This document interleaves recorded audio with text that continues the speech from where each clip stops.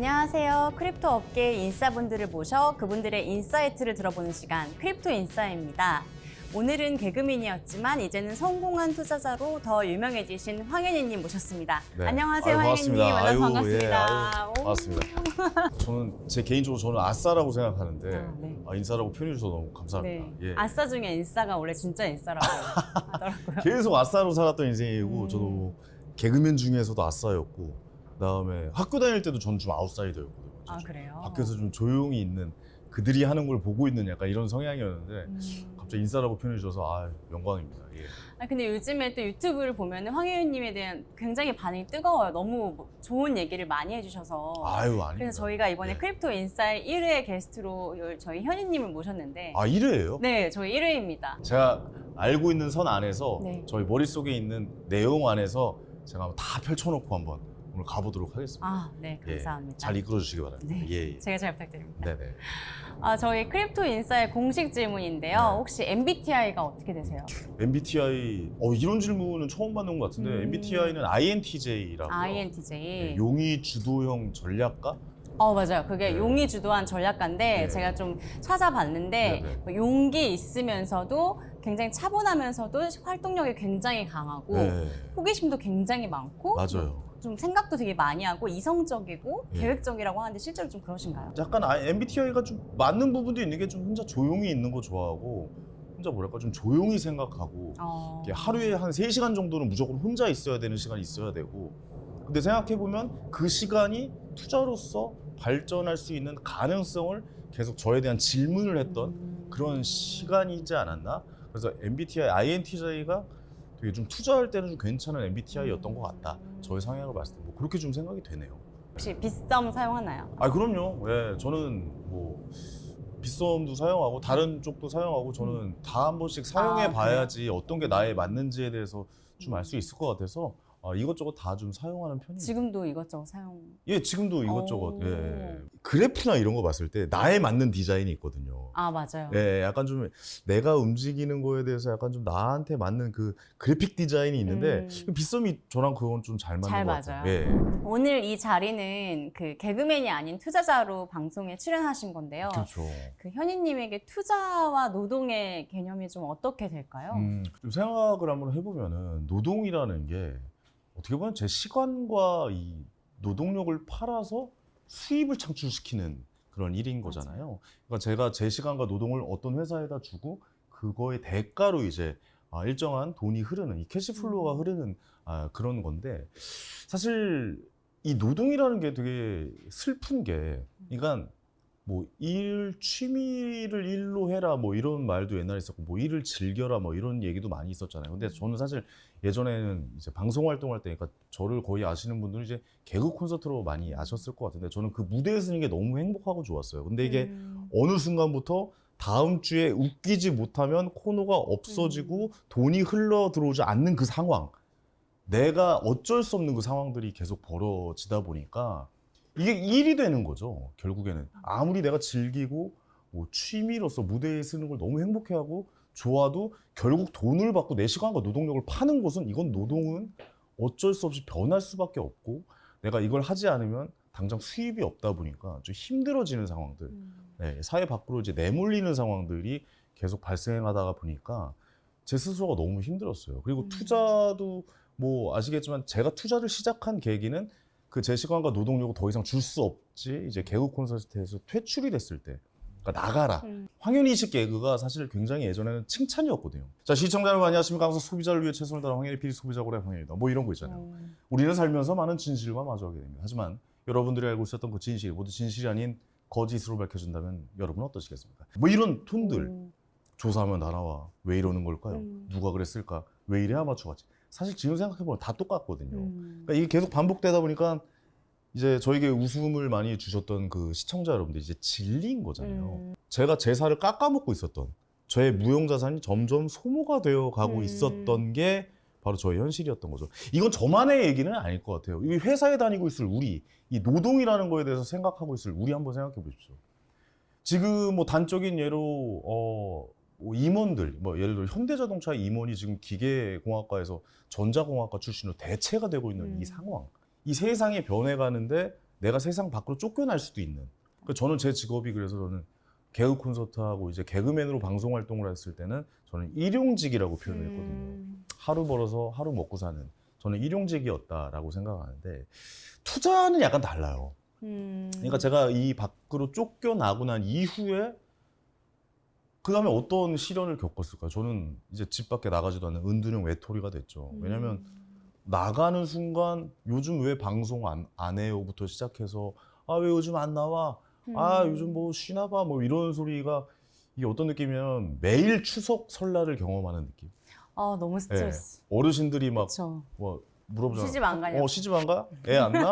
애 나면 또 애 둘 안 나냐고 그래. 아, 그쵸. 둘 나면 셋 안 나냐고 아마 물어볼 거예요. 예. 얼굴이 알려진 한물간 개그맨으로서 살아야 되냐라고 굉장히 고민을 많이 하다가 어느 순간 우연찮게 통장을 봤더니 이 제가 노동과 시간을 팔아서 남은 이 시드머니, 그러니까 이 돈이라는 게 있었던 거죠. 그러니까 저는 뭐 특별히 어디 사업하거나 돈을 허투루 쓰지 않았던 그대로 모아놨던 그 상황.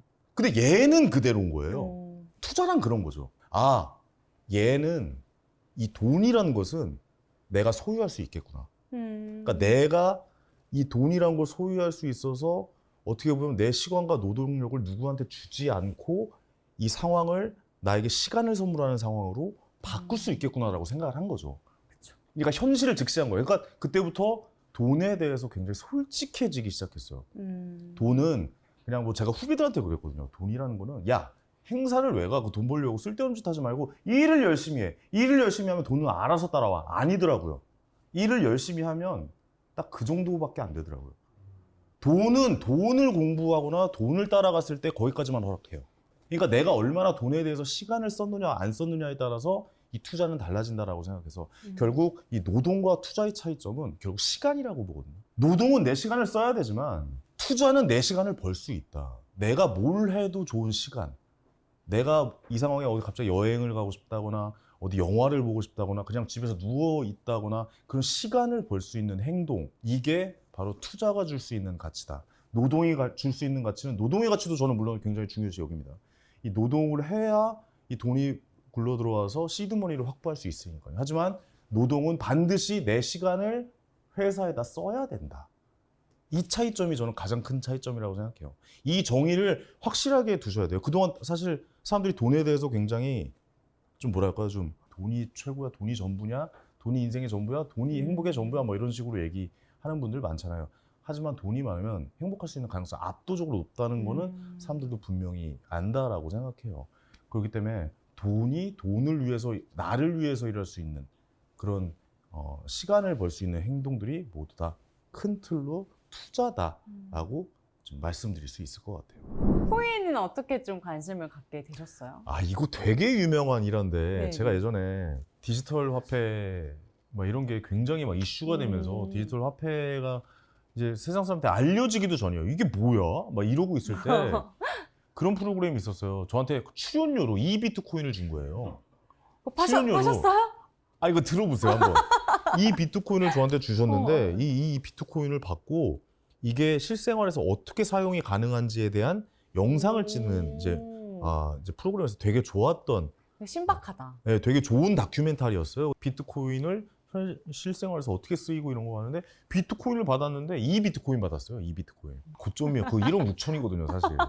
근데 그 2비트코인을 받고 그거를 거기서 좀 뽑아버려요. 현금 지급기에서.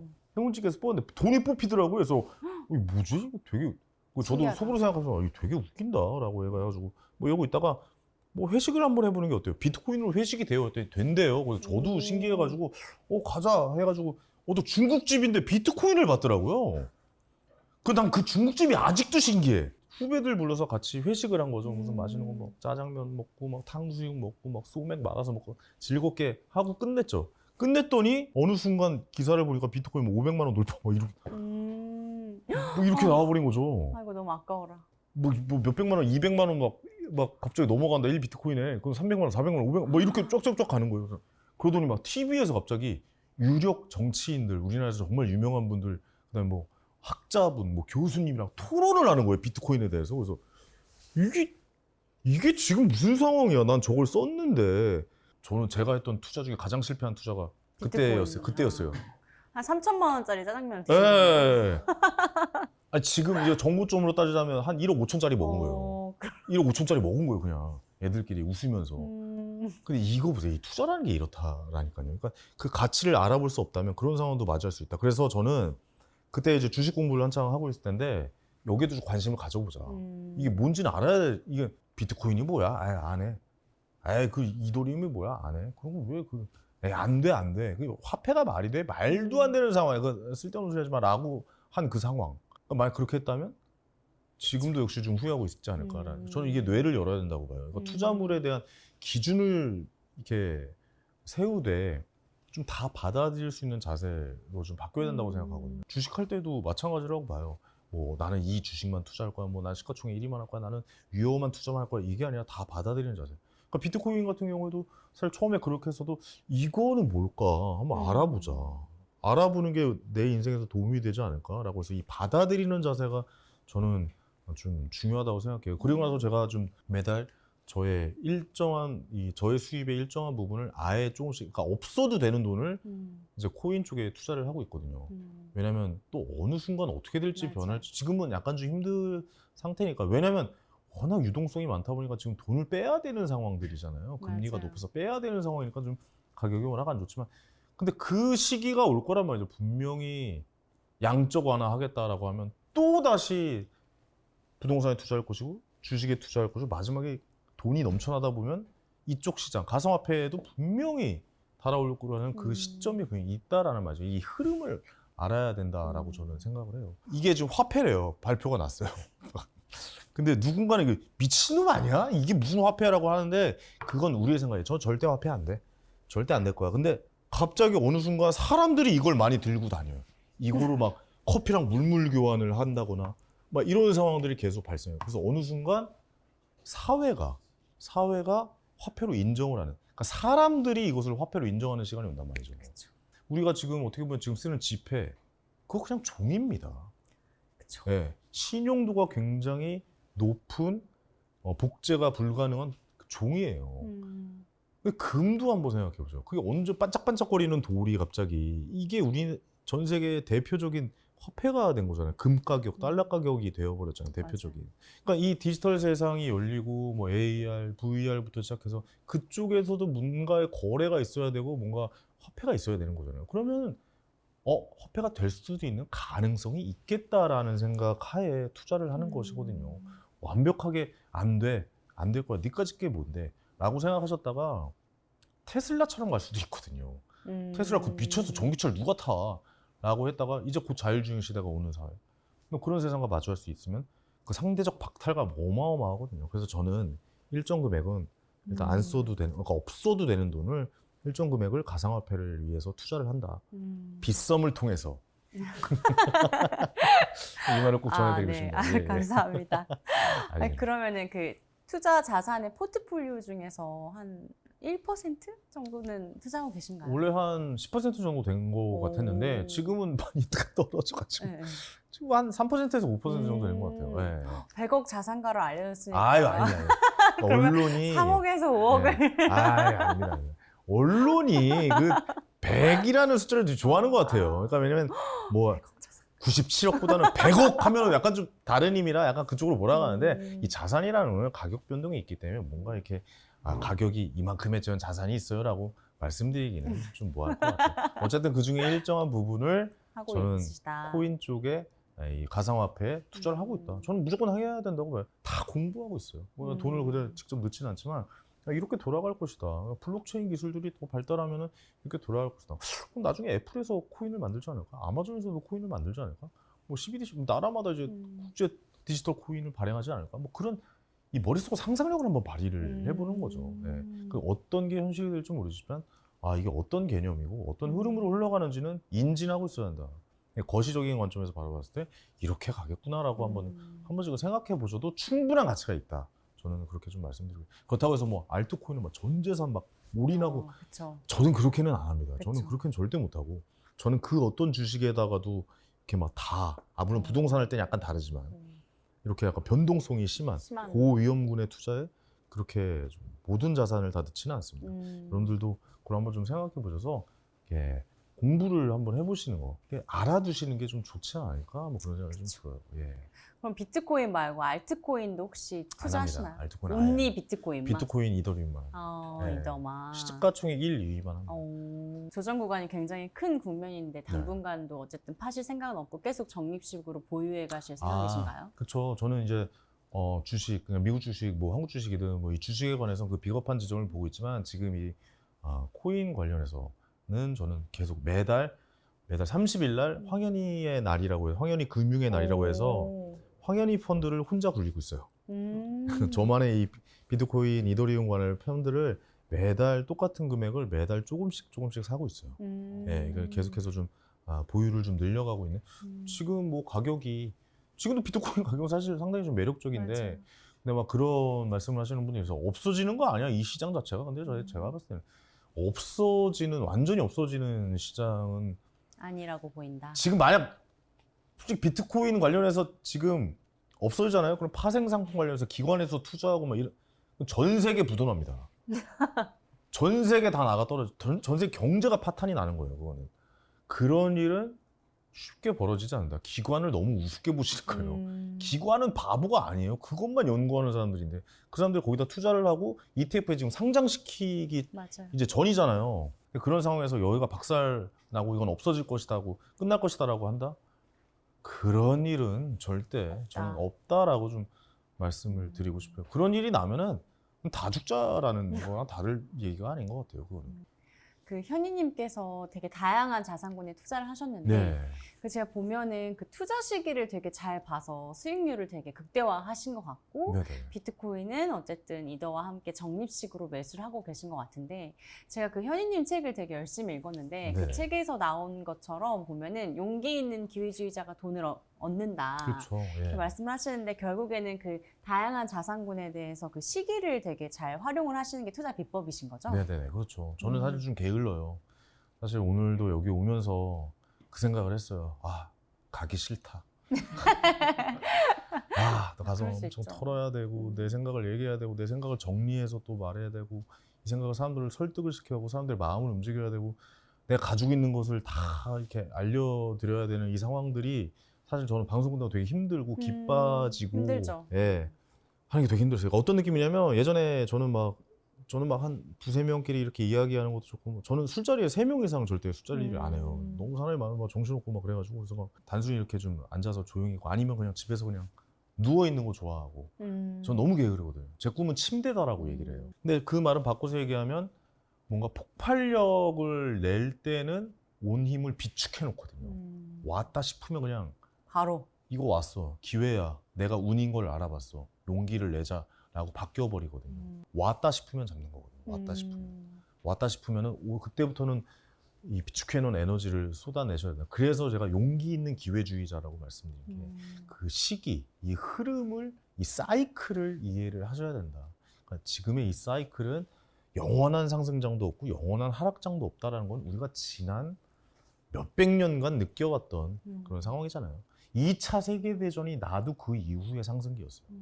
세계 대공황이 와도 상승기였고 IMF, 뭐 서브프라임 모기지론, 닷컴 버블 지금 이 상황도 그 시기를 보기 위한 그 시기, 그 기회가 왔을 때 용기 있게 잡아낼 수 있는 그 기회를 엿보는 시간이다.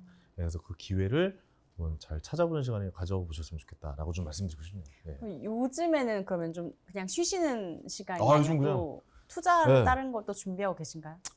지금 그냥 쉬고 계세요. 현금 원화채굴. 원화채굴식입니다. 지금. 네, 열심히 원화채굴. 제가 요즘 방송에서 많이 보이지 않습니까?